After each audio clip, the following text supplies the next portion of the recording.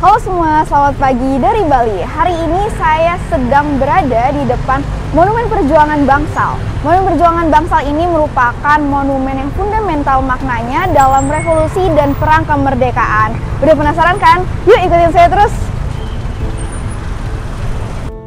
Indonesia adalah salah satu negara di dunia yang mencapai dan memenangkan kemerdekaannya dengan perang dan revolusi yang panjang dan besar. Puluhan ribu pejuang kemerdekaan Indonesia dengan ikhlas mempersembahkan jiwa raganya untuk Indonesia merdeka. Di Bali sendiri tercatat ada 49 peristiwa perang kemerdekaan Indonesia.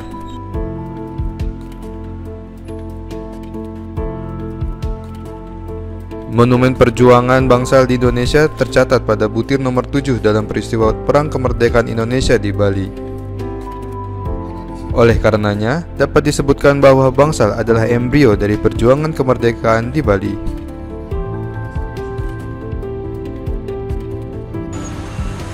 Rumah Bangsal di kawasan pertigaan Gaji, Dalung, dan Sempidi merupakan saksi bisu dalam perjuangan kemerdekaan Republik Indonesia. Rumah ini memiliki peran penting sebagai markas gerakan bawah tanah yang dilakukan oleh kalangan pemuda perjuangan kemerdekaan di Bali. Rumah itu adalah milik pejuang kemerdekaan Bagus Madewena yang merupakan seorang pedagang besar, kaya, dan terpandang. Kalau tidak, maka tidaklah mungkin bisa membangun sebuah rumah bertingkat yang dulu disebut rumah loteng. Bangsal disebutkan sebagai rumah yang dibuat dari kayu yang dimanfaatkan untuk gudang, kandang, dan lainnya.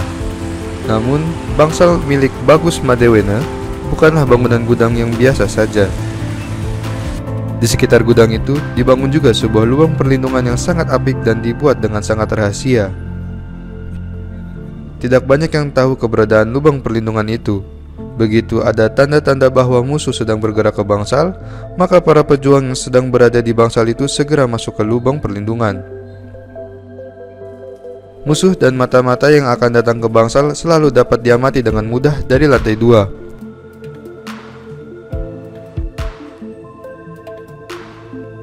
Ditemani oleh Pak Bagus Ngurah Rai selaku ketua harian menjelaskan bahwa di mana tempat ini dulunya dijadikan markas pertemuan rahasia secara kontinu, baik sebelum kemerdekaan maupun di dalam proses merebut kemerdekaan, dan juga pada saat mempertahankan kemerdekaan. Puncaknya diselenggarakan pada saat 16 Agustus 1945. Mengenai latar belakang keberadaan daripada monumen Perjuangan Bangsal ini adalah di mana tempat ini dulunya dijadikan markas pertemuan rahasia secara kontinu baik sebelum kemerdekaan maupun di dalam proses merebut kemerdekaan, dan juga pada saat mempertahankan kemerdekaan. Puncaknya itu diselenggarakan pada saat tanggal 16 Agustus 1945 dan sebelumnya tanggal 15 diadakan pertemuan doa bersama para tokoh pendeta yang ada di Bali dan Lombok. Nah, yang jadi persoalan pada saat tanggal 16 Agustus 1945 ini besoknya merdeka kita juga tidak tahu. Karena kita masih mempertahankan kemerdekaan kita sampai tahun 49. Perjuangan yang ada di Bangsal bawah tanah ini merupakan embrio dari perjuangan kemerdekaan di Bali. Disebutkan bahwa pendaratan rombongan pahlawan nasional I Gusti Ngurah Rai, yaitu pemimpin perjuangan di Bali di Gilimanuk, Jembrana, terjadi pada tanggal 4 April 1946. Kemudian pembentukan DPRI di Bali yang dipimpin oleh I Gusti Ngurah Rai dilakukan pada tanggal 16 April 1946 di Munduk, Malang, Tabanan. Sementara itu, perjuangan bawah tanah di Bali di bawah pimpinan Made Widja Kusuma justru telah dilakukan sejak pihak Jepang mulai menancapkan taringnya di Bali dan melakukan penyiksaan terhadap rakyat Bali. Menurut catatan Bali Berjuang, ada 49 peristiwa penting di Bali. Kebetulan, peristiwa yang ada di Monumen Perjuangan Bangsal itu merupakan urutan ke-7. Pada 16 Agustus 1945, pertemuan rahasia dilakukan langsung di gudang kopra di Desa Gaji, Badung, Bali oleh organisasi pemuda di bawah tanah. Tujuannya adalah untuk menyusun strategi dalam rangka melakukan serangan terhadap pihak Jepang yang sedang berkuasa di Bali.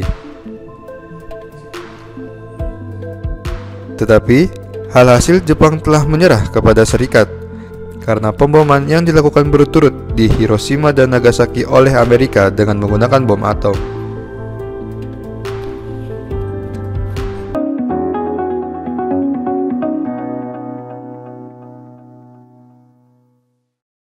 Presiden menjelaskan bahwa usulan kenaikan gaji yang tertuang dalam RAPBN 2024 tersebut, upacara di kedalaman 10 hingga 12 meter tersebut, Puan Maharani menyebut bahwa hubungan kedua partai, bak pasangan Menyambut HUT ke-78 kemerdekaan Republik Indonesia, pemerintah Kota Jayapura.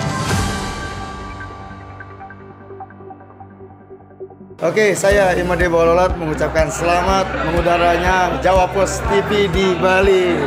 Semoga Jawa Post TV bisa memberikan tambahan informasi yang lebih akurat dan segala bentuk macam pemberitaan yang kita butuhkan. Oke, selamat jaya selalu Jawa Post TV.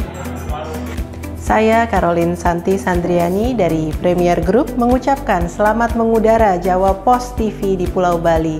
Semoga Jawa Post TV dapat memberikan tambahan informasi dan hiburan untuk masyarakat Bali.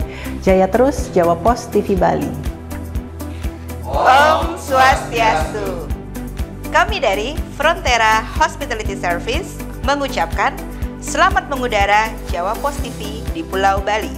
Semoga Jawa Post TV dapat memberikan tambahan informasi dan hiburan untuk masyarakat Bali. Jaya terus Jawa Post TV Bali.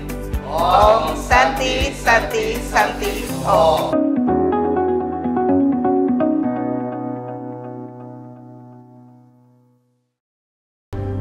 Bagus Ngurah Rai selaku Ketua Harian mengatakan, Monumen Perjuangan Bangsal ini juga memiliki benang merah yang sangat berkaitan dengan monumen lain, yaitu Monumen Gilimanuk lintas Jawa Bali, di mana pada waktu itu pasukan Ngurah Rai akan menyeberang ke Bali, dengan cara untuk menyelamatkan Ngurah Rai bisa masuk ke Bali, dan itu sangat erat kaitannya. Menurut catatan Bali Berjuang, itu ada 49 peristiwa penting di Bali. Kebetulan peristiwa yang ada di Monumen Perjuangan Bangsal itu merupakan urutan ke-7 dari 49 peristiwa penting, dan kalau di Margarana, Puputan Margarana itu terjadi setahunnya kemudian. Kalau di Monumen Perjuangan Bangsal, puncak gerakan bawah tanahnya 16 Agustus, sementara di di Margarana terjadi setahun kemudian. Puputan itu 20 November 1946, dan itu merupakan urutan ke-29 dari 49 peristiwa yang ada, kira-kira itu. Yang pertama adalah Monumen Gilimanuk lintas Jawa Bali, di mana pada waktu itu pasukan Ngurah Rai akan menyeberang ke sini. Bagaimana menyelamatkan Ngurah Rai bisa masuk ke Bali, dan itu sangat erat kaitannya. Kedua, setelah pasukan Ngurah Rai dan pahlawan Ngurah Rai di Munduk Malang bertemu, mengatur juga strategi di sana, itu merupakan cikal bakal dari Kodam 9 Udayana. Itu juga kaitannya ada, karena sumber-sumber berita-berita yang ada yang dihimpun di sini dikirim ke sana, diinformasikan oleh para pejuang kita. Setelah Ngurah Rai bergerilya sampai ke Karangasem, sampai ke Tanah Aron, dia kembali ke Margarana. Di sana terjadi puputan habis-habisan tanggal 20 November 1946. Nah, di sanalah yang berakhirnya perjuangan Pak Ngurah Rai. Namun semangatnya tetap berlanjut. Kondisi Bangsal pada saat ini sudah direnovasi agar kenangan yang ada di setiap sudut tempat dan ruangan tidak akan hilang. Bangunan di lantai 2 ini awalnya merupakan bangunan yang ada di lantai 1 rumah bangsal. Rumah ini sejatinya merupakan gedung tempat penyimpan gabah dan kopra. Namun setiap saat digunakan sebagai tempat pertemuan oleh kalangan pemuda pejuang dalam bentuk gerakan bawah tanah. Di salah satu ruangan merupakan tempat para pejuang gerakan bawah tanah sering berkumpul.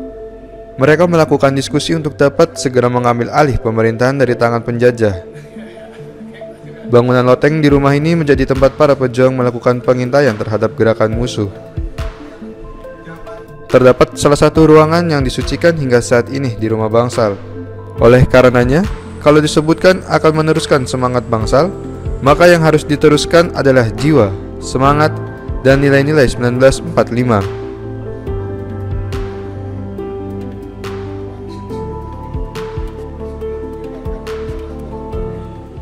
Nah pemirsa, menarik bukan? Monumen Perjuangan Bangsal ini memiliki sejarahnya tersendiri dan menjadi saksi bisu dari perjuangan pemuda-pemuda pahlawan Indonesia. Saya Suci Anifani, Jawa Post TV melaporkan.